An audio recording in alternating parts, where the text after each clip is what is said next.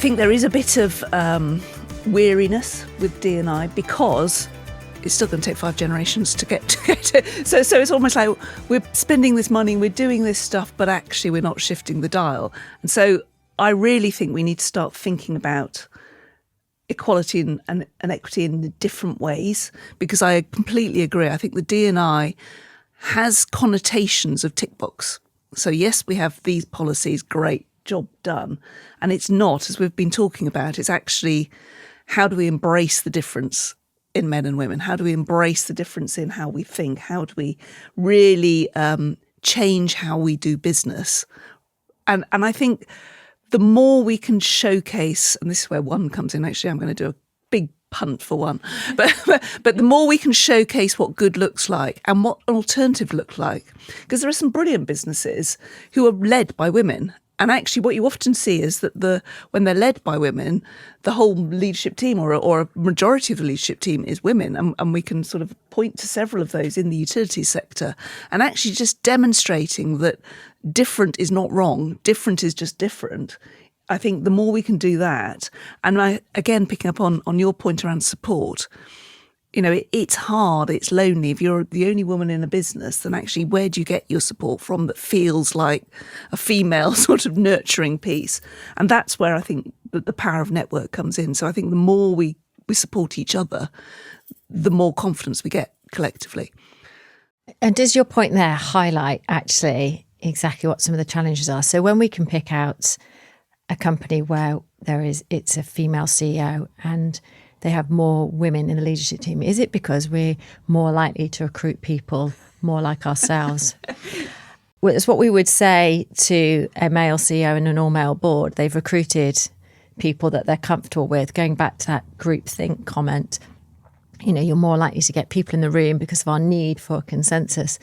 So to change it, we need more women in senior positions to not only attract more women as role models, but they're more likely to, again, recruit. Do we think that's the case, or would you think women are operating more autonomously? Jill, I can see the cogs whirring in your head. All the cogs are going. I don't know. I think women. It's like you go back to the thing that was in the papers recently about how when women see a job advert, they will only go for it if they fulfil all the criteria.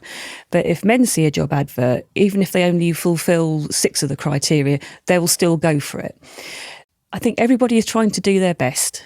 And yes, I do think that women hopefully will employ women and, you know, a huge diversity of everybody, really. But I think going back to culture a little bit, while we still see diversity and inclusion as something outside of the DNA of the business, rather than, you know, it should be something that we're thinking about all the time. We should always be reflecting at the end of every day. Did we include enough women? Did we make sure that there was representation from all sorts of communities at the table?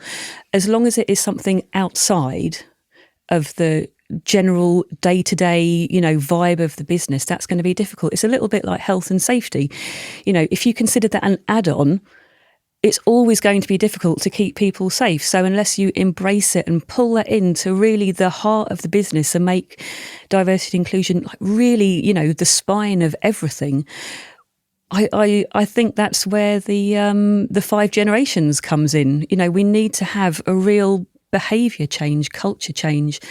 We need to really challenge ourselves. I think everybody now in the workplace has to challenge themselves to be thinking like this, and it will feel forced. And I do get the impression sometimes that, you know, everybody's worried about tokenism, you know, and thinking, you know, I must have a woman in the room. But it won't be tokenism if the thought is happening all the time in your brain. If you're always thinking, let's make sure there's the diversity in the room and diversity of thought, then it's not tokenism, is it? It's just inclusion. That's all it is. I love that. And I think that maybe that is our first action in terms of recommendations to the businesses and the people listening to this, is that actually at the end of every meeting, when you're summarising and you're looking at the actions to take, is to have that moment of reflection. Was the meeting inclusive? Did everybody have a voice? Are we representing the people in our organisation? Are we representing the communities that we serve?